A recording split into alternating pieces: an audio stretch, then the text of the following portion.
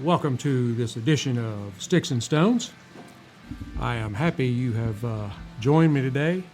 I have a very outside the lines kind of pairing for you today, so you're not going to want to miss a moment, whether you are watching live stream or listening to this later on the audio.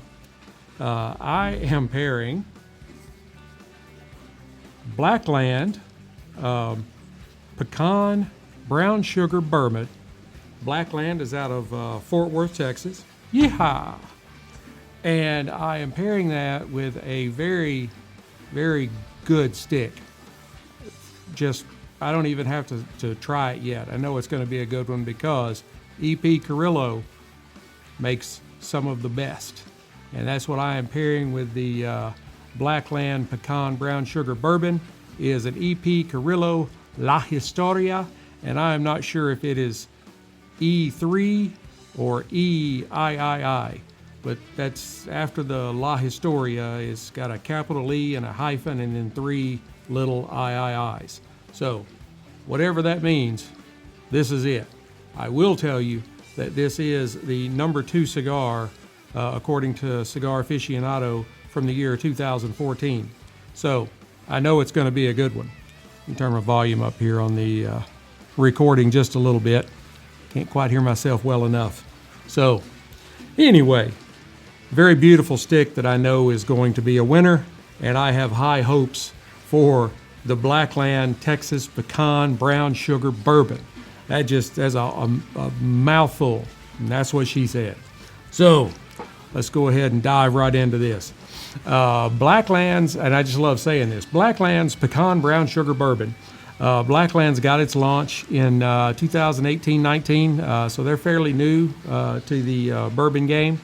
As I said, they are from Fort Worth. A little tip of the hat to a little tip of the Stetson to those of us from Texas. They offer several different bourbon products that include, the kind of the typical offerings, along with this pecan brown sugar, an espresso blend, which I'm going to try that too. That sounds like it's very intriguing. And then they also make a rye, a vodka, and a gin. So they're rather well rounded. The mash bill is not disclosed, but from the available information, this small batch bourbon is 51% corn, or they wouldn't be able to call it bourbon. With the remaining made of wheat, barley, rye, a conglomeration of that stuff. We'll see how sweet it is. It may give us a little indication that it might have a higher corn content, but it's at least 51%.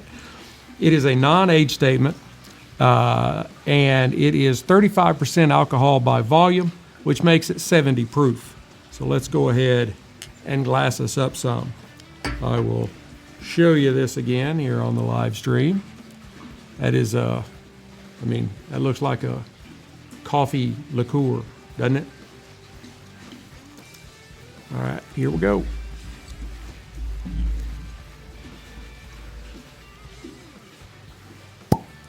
Sorry that took so long. Sometimes it just takes a little longer to pop the cork than it does others. But it was a really good cork pop. It does have a very interesting bottle. The bottle is, for those of you listening, really reminds you of like one of the bottles that you might find back in the pharmacy area of an old pharmacy from, say, the early 1900s, late 1800s. It's just kind of got that, it's got some grooving up and down all the way around it. It's got a flared rim around the neck, and I will tell you, one reason it took a little longer to get the cork out is because the cork with that rim around it, it's hard to get your fingers around it, and I have very long fingers, so it's a little more difficult for me. But let's go ahead and give it a spin. I'll go ahead and, what else can I say? At this point, I can't see through it. So it really reminds you of espresso or maybe even a soda, regular Coke or Pepsi or something like that. As far as the color, just a really deep dark brown. It is very viscous. It clings to the glass very well, so it's got some pretty good legs to it. Let's go ahead and give it a sniff.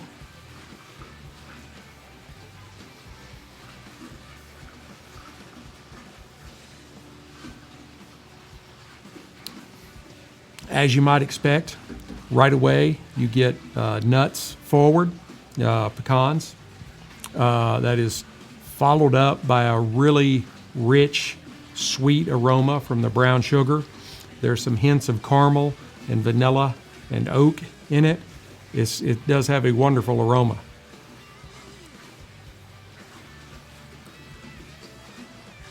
I really like that. All right, so let's give it a shot on the palate.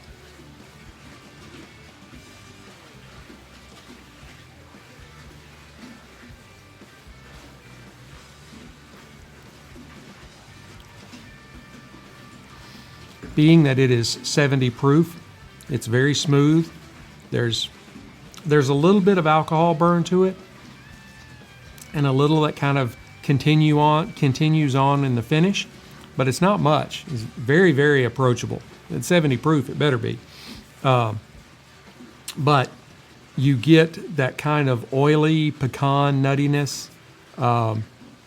You get like a kind of a shot of sweetness that just holds on, and that rich kind of brown sugar or even molassesy, if that's a word, kind of heaviness on the palate. I like it because I prefer sweet over spicy. I can see where the purists might be turned off to this, but it is, in my opinion, it's very good, and it's definitely distinctive.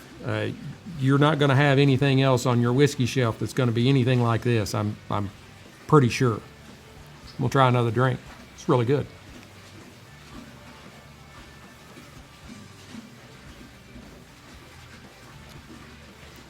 And it does kind of remind you of a Kahlua or something along those lines. The way it sits on your tongue, no palate or anything like that. Just the way it kind of sits on your tongue. It kind of goes along with I love Kahlua, and that's kind of what I imagine in my head when I take a drink. This is very good, very good. Like I said, it's definitely distinctive, and there will be some people that just absolutely love it, and there will probably be some, like I said, the purists, the bourbon snobs, that they're like, but hey, don't knock it till you try it, I mean, I think it's really good. But I do have a cigar I've got to get to here too in a minute. And I do think that would be really good, like really good, chilled or with over an ice cube, ice block. I think it is perfectly balanced, and it's gentle, but it's very identifiable. You've got the pecan taste on the front, then there's just that just sweet enough kind of sugary, bourbony notes going across your palate, and you do still get that distinct kind of characteristic that this is a whiskey. But it's a very smooth finish that just really leaves you wanting another sip. Kind of traditional methods combined with like an innovative type of aging and infusing technology or something. So that's I really like that. I think I'll definitely have to keep some of that on my shelf. But again, now on to the La Historia. And I've really been looking forward to this cigar. By all accounts, it should give us a rich, lush, and vibrant puff from beginning to end. A style that E.P. Carrillo is known for. Ernesto, he's been making cigars for more than 50 years, and he puts out some exceptional blends. I'm sorry if you can hear my doorbell going off in the back, my 90-pound doorbell. This is considered a Churchill. It is 6 7/8 by 54. The filler is Nicaraguan. The binder is Ecuadorian. And the wrapper, I bet you can guess, it's a Mexican San Andres. I seem to be doing a lot of those lately. Number one, I really love them. Number two, it is kind of the chic in thing right now. So cigars they're coming out and they're using the San Andres wrappers. I've seen a San Andres binder. I would really like to try a 100% San Andres Puro. I think that would be very interesting. Filler, binder, wrapper, all San Andres. And the country of origin is the Dominican Republic. Now, visually, this is a soft box pressed, so it's flat on the top and bottoms, but then it's got rounded corners and rounded sides, so it's kind of a hybrid, but it is still considered a box press. It's got beautiful banding. I'll hold it up for those of you on live stream to take a look at. I do love the banding on it. And then it also came with a fabric foot band. Those are generally a little bit harder to get off, so I went ahead and took it off before I started. So anyway, visually, medium brown. It's got that kind of like paper sacky feel to it, like the old grocery sacks. Very tight seams, fairly visible. I can see them barber poling all up and down the stick, but they're very tight. It's very well constructed, as you would expect. Minimal veining. The few veins that are visible are fairly pronounced. There's not very many of them. I'd probably count them on one hand if I had to.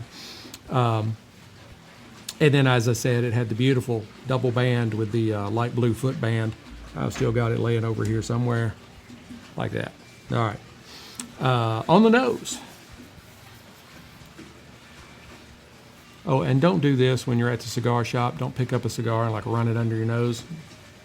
People don't want to smoke it after that. They're like, we don't know what you put on it. But when it's your cigar, it doesn't matter. You get a kind of a hay or grassiness.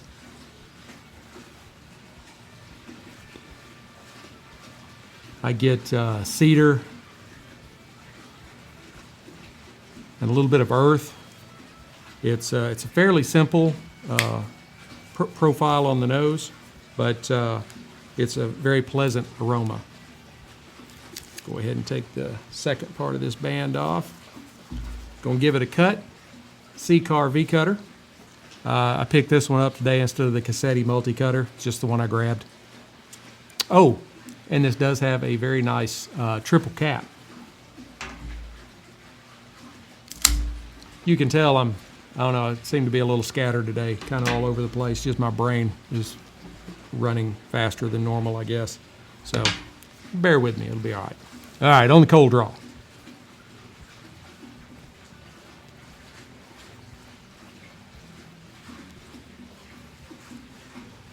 I get a real definite earthiness. And it's sort of a, kind of a damp earth kind of thing, like you're in mountainy type woods, Smoky Mountains, Rocky Mountains, and you've got, like the moss and that kind of stuff. It kind of holds the moisture in. That's kind of what you get here. And really, I'm not picking up much of anything else. Maybe, a little leather and a little bit of cedar.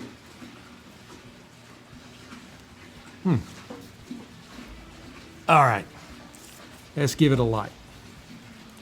I am using my Rocky Patel Envoy 5 torch.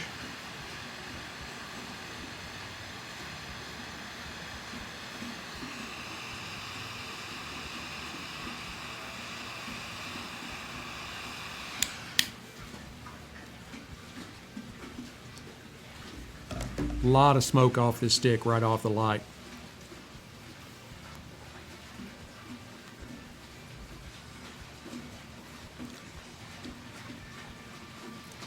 I pick up cocoa and more of the kind of earthiness off of the cold draw.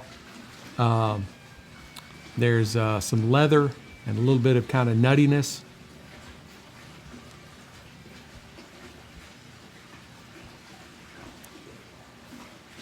Catch a little bit of spice, maybe a little black pepper on the retro inhale.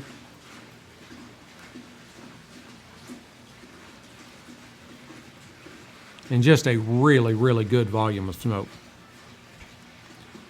I like this cigar. It's good. It's longer than I normally pick. I normally go for somewhere in the Robusto range, 5 by 50, maybe even up to 54 or so. I used to do a lot of like Toros, 6 by 60s. kind of shortened it up, you know. Okay. We're going to try them together.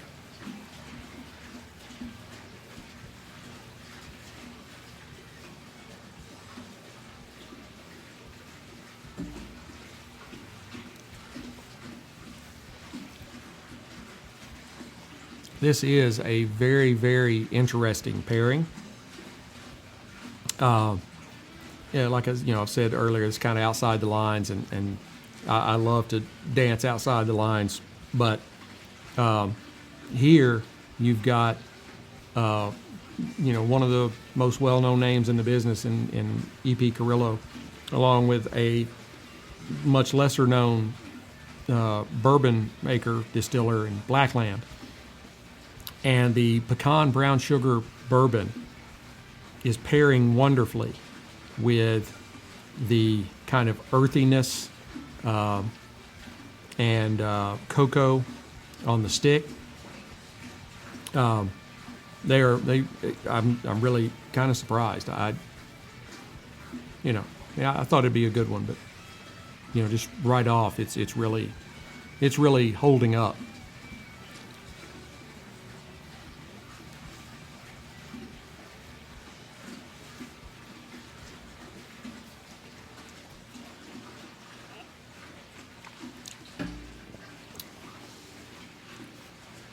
Yeah, it's like when you take a sip of the bourbon, the kind of the nuttiness and the brown sugar in the bourbon just kind of meld in with the palate notes off of the stick, and everything just kind of blends together for just an exceptional experience. And then you want to take another sip and another puff. So,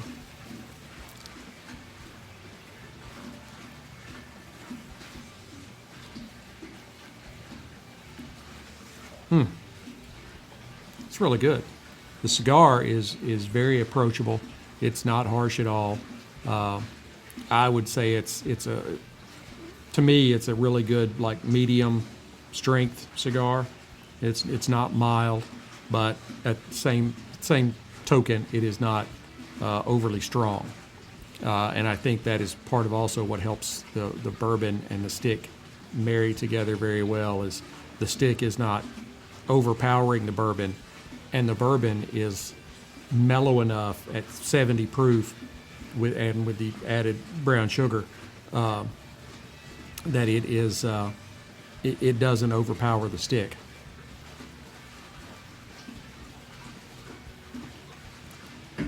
I think actually what I could say is you take the puff and then you take a sip, and it's like as the sip rolls farther and farther back on your tongue, it just kind of incorporates into the notes off of the stick. That's probably a pretty good way to. I like that. All right.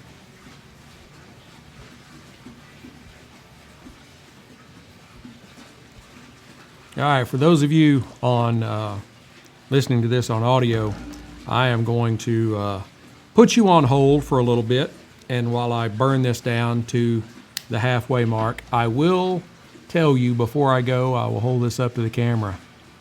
It is got a very, very slanted burn line to it. could be the product of my lighting. But it is. It's like it's high on one side and low on the other. I'll touch it up, keep an eye on it and see what it does. But for those of you listening on audio, I will come back at the half and give you an update. Howdy, folks. I am back.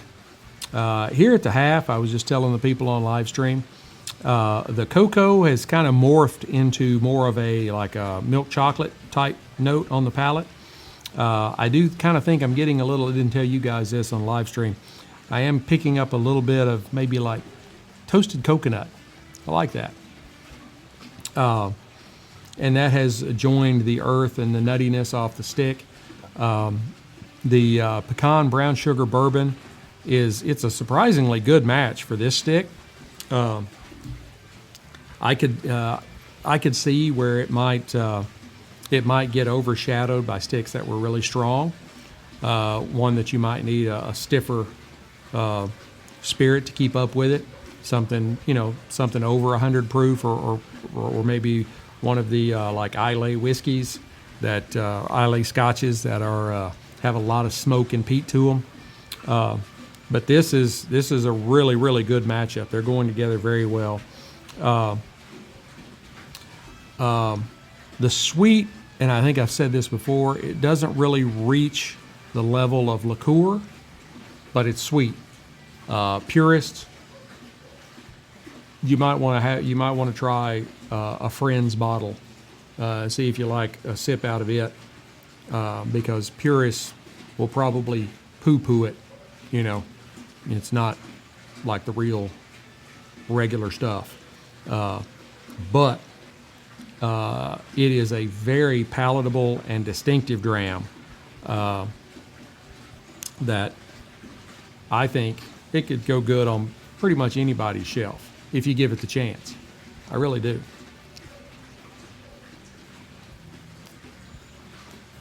Some other ideas that I had mentioned to the live stream folks is something along the lines of an Olivet O or G, one of the Connecticut wrappers.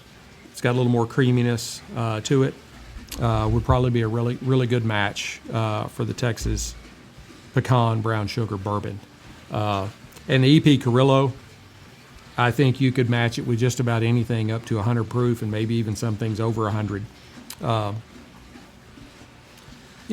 Once you got up like super high, you probably have to be really careful of what you got, because once you get up into the 120s, those are some very strong spirits. May not be close enough to the microphone. Sorry. I was used to talking to the people on live stream, and I've got that microphone right here hooked to my earphones. But once you got up to, like some of the 125s and 128s, some of those might be a little bit too strong for this stick.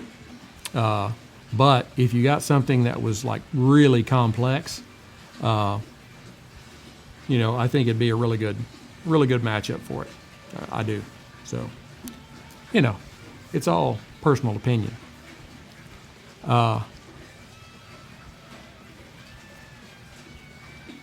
So we've got the EP Carrillo La Historia, and it has given us some cocoa that is now at the half kind of more morphed into like a milk chocolate. There's still the earthiness there, and the earthiness is kind of a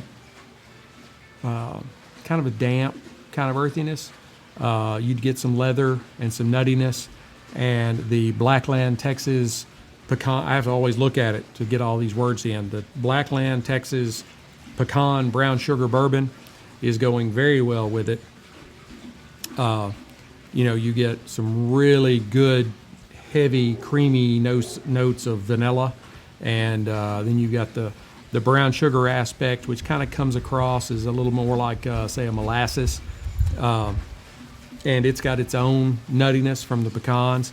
And pecans are, they're a fairly oily nut as opposed to like, say, an almond that's a little drier. So you've got all of that going on with the milk chocolate and the earth and the leather and the nuttiness on the stick, and they are marrying together very, very well.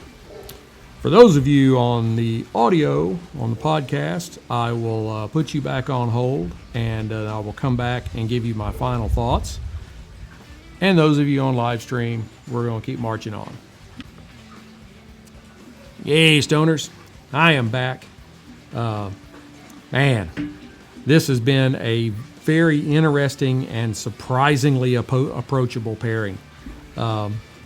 The stick continued with that earthy, leathery kind of journey with the sweetness from it kind of changed into a chocolate there at the half. I think the chocolate may have gotten a little bit darker as we moved through the last half of the stick. And it might actually lean to a little bit more on the bitter, sweet chocolate kind of side. But I can definitely see how this was the number 2 stick of 2014, according to Cigar Aficionado, and they are the people that know. It was a really, really great stick, and it did go really well with the Badlands Texas Pecan Brown Sugar Bourbon. That may not be, everyone's cup of tea, but I think you should give it a try. I mean, how do you know until you try, right? And you might find you like it. And at about $35 or $40 for a fifth,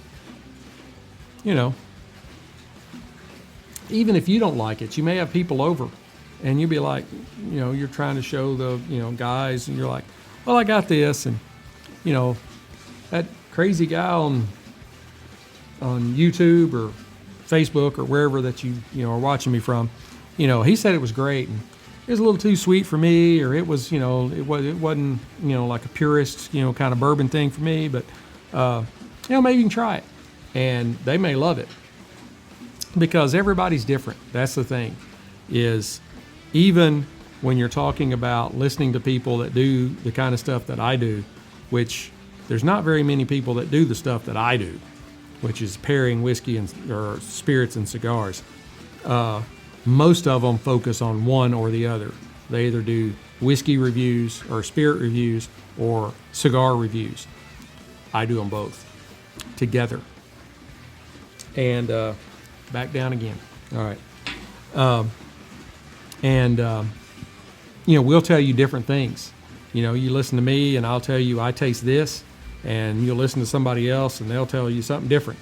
It's because everybody's palate's different. But it does give you kind of a frame of reference, Now, I think, and I mentioned this, the live streamers are hearing this for like the 8th or 9th time, but the pecan brown sugar bourbon, I think would be excellent to cook with, like you're baking, pies, cakes, stuff like that.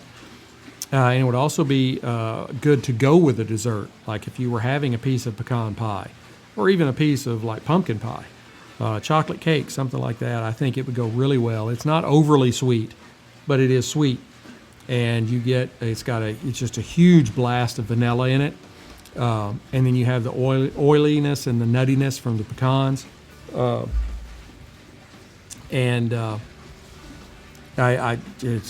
I couldn't really find anything to complain about other than to say that the purists might not like it as well. I would give it. I'd give it an 85 because it's a little light on the proof. I think they could even go a little higher. I think they could get it up to an 80 proof, and it wouldn't change the dynamics of the spirit, but it would still give it enough heft, if you will, to make it in line with the lowest proof, bourbons that you can normally find. And I think that gets it up into that quote unquote normal range. You're somewhere between 80 and 100. So I think if they did that, I think there'd be even less to complain about. Not that I'm complaining, just, trying to be all encompassing. So it is definitely a nice change of pace. And the EP Carrillo La Historia, this is an excellent cigar. It really is.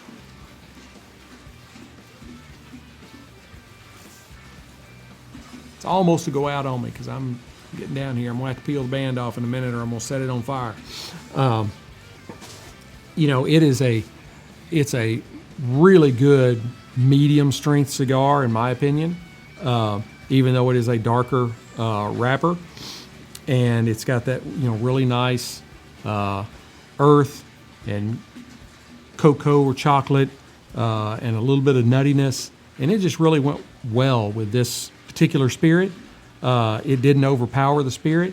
And I think that you could, if you got up above the 100 proof mark, you probably could overpower the cigar, depending on what spirit you chose, because some, even at 115, 118 proof, are still really, really smooth. You know, it's all about experimentation. Here's a wrapper. Popped right on off. It's a very beautiful wrapper. I usually don't say a whole lot about the wrappers, but that one is really attractive. So.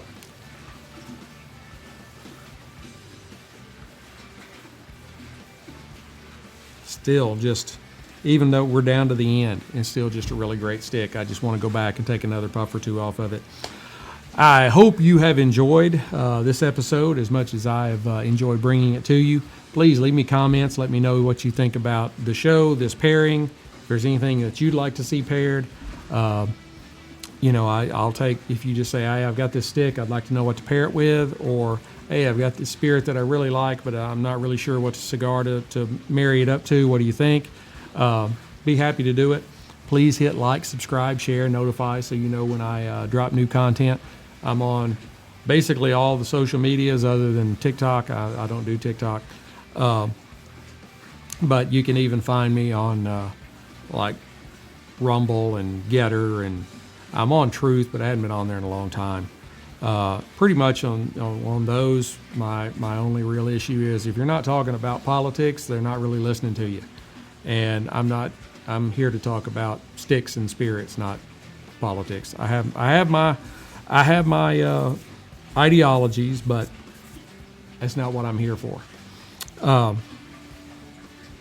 Go to the website, Sticks-n-Stonez.com, Sticksnstonez.com. There you can find blog posts, which I got to get some more blog posts written. I haven't written one in a week or two. I need to get that done. I write about a lot of different stuff. I wrote about the Boston Tea Party from the Revolutionary War time frame. I talk about spirits and cigars and just all different kinds of stuff. So you can kind of find something for everybody. And you can also find links to prior episodes, and you can find links to all of our affiliates, like Freedom Fatigues, the shirt I'm wearing right now. It's a colonial flag with a 2A inside the stars. Freedom Fatigues is a veteran-owned business in South Carolina, and they make everything here in the United States. Great thing. Keep our American workers working. So, and it's, you know, hey, it's a veteran, just like I am. Support the veterans. I mean, you know, they put their life on the line for you. Least you can do is buy a T-shirt, right? So, Caliber Coffee. Caliber Coffee is another one. It's a veteran-owned business, and I used to own a coffee house, and they have some of the best blends of any coffee I've ever tried. They don't do any single origins. It's all blended, but I prefer their lightest roast, which is 22 caliber, but their 9mm, everything is gun caliber, bullet ammunition related.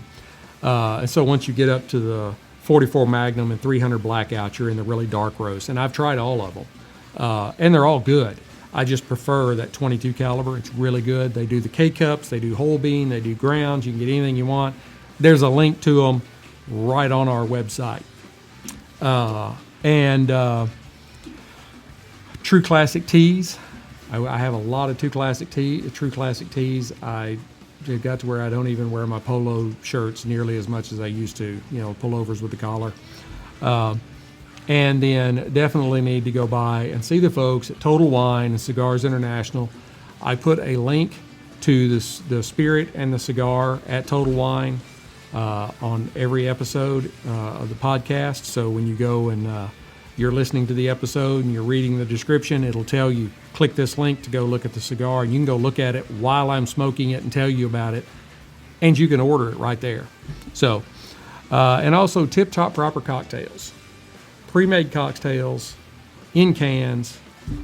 Come home from work and you're like, I sure would like a martini, or I sure would like an old fashioned, or I sure would, You can buy it in the can and have it in your refrigerator. You don't have to worry about trying to mix it. Keep it cold, put it in a glass, you're good. And the folks at Keeper's Heart Whiskey. They make some excellent whiskeys. They are the only place I have found that blends Irish whiskey. Their distillery their operation is in Minnesota. They blend Irish whiskey with American whiskey or bourbon, and they have some excellent stuff. There's a link to them as well. So that is it. That is all for today. I hope you've enjoyed it. I look forward to getting together with you again. But until then, keep your sticks dry, your stones cold, and have a great day.